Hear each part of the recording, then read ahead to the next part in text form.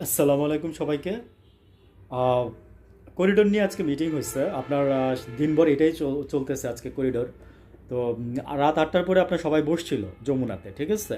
তো সেখানে স্বরাষ্ট্রমন্ত্রী ছিল, তিন বাহিনীর প্রধান ছিল, তারপরে হচ্ছে আপনার সেনাপ্রধান ছিল, তারপরে হচ্ছে আপনার পররাষ্ট্রমন্ত্রী তৈরি সাহেব ছিল, প্রধান উপদেষ্টা ছিল, তারপরে আরও কয়েকজন ছিল।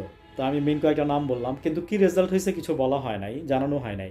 তো এইখানে যেহেতু আপনার তৈরি সাহেব গেছে, তো বুঝতে হবে যে ওনাকে এই জন্যই মানে বলা হয়েছিল। আর হচ্ছে স্বরাষ্ট্রমন্ত্রী গেছে, হচ্ছে তিন বাহিনীর প্রধান কীভাবে হয়তো বা আইন শৃঙ্খলার উন্নতি করতে পারবে, এই ধরনের মানে বোঝা যাচ্ছে আর কি যে কিছু একটা হয়েছে। হয়তো কালকে জানা যাবে আর কি। তো আমি গতকালকে রাত্রে বলছিলাম যে সেনাপ্রধান আজকে ওনার বাহিনীর উদ্দেশ্যে ভাষণ দিবে, যা মানে জাতির বা মানে বাংলাদেশের উদ্দেশ্যে না। তো ওই জন্যই ওইভাবে জিনিসটা আসে নাই। তো ওনার ওইটার পরে দেন আবার এই যে রাতে মিটিং ছিল, এটা এটা উনি করছে আর কি। তো করিডোর নিয়ে আমি আসলে যেটা বুঝি বা বলি, আমি এটা একটু সংক্ষেপে বলি।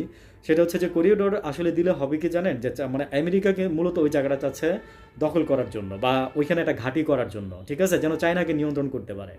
আর এদিকে ভারত চায়না কিন্তু চাচ্ছে না যে এই করিডোরটা দিতে।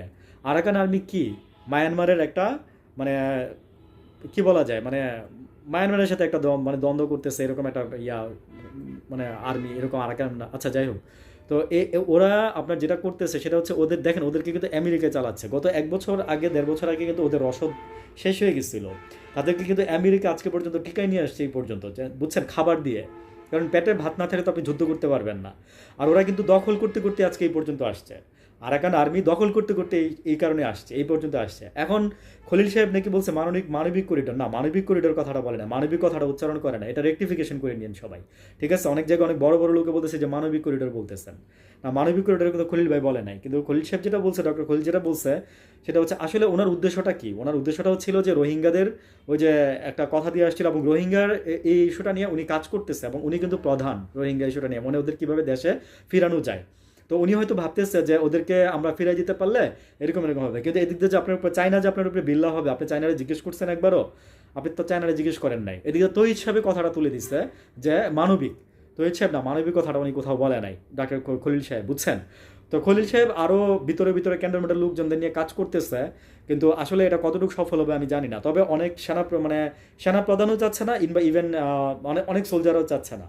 হ্যাঁ, মানে সরি, আমার ভাইরা যারা আছে, মানে সৈনিক ভাইরা যারা আছে তারাও চাচ্ছে না। ইভেন হাসিনার আমলে কিন্তু হাসিনাকে কিন্তু আমেরিকা এই অফারটা দিচ্ছিল, বুঝছেন? যেটা সত্যি আমি বলে যাব ভাই, এটা বলার কিছু নাই। তো ইনফরমেশন দিয়ে যাব। তো হাসিনা রাজি হয় নাই, বুঝছেন? তো বাংলাদেশের মানুষও রাজি না। থ্যাংক ইউ, আসসালামু আলাইকুম।